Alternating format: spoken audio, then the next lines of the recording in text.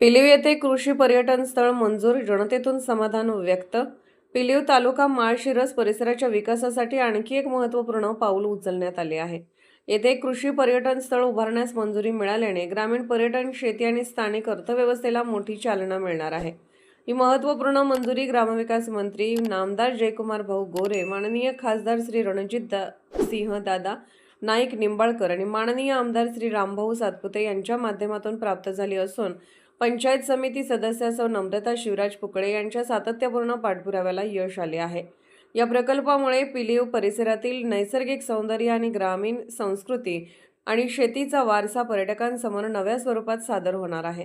शेतकऱ्यांना पूरक उत्पन्नाचे नवे पर्याय उपलब्ध होतील. महिला बचत गट, युवक आणि स्थानिक व्यावसायिकांसाठी रोजगाराच्या संधी निर्माण होतील. तसेच ग्रामीण भागाच्या सर्वांगीण विकासाला नवी गती मिळेल.